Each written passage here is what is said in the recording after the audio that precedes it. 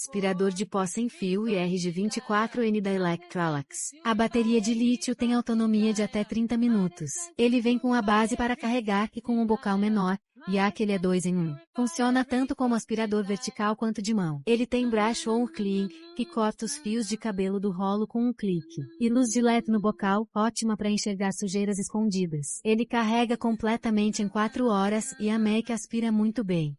Se quiser o link, só pedir nos comentários.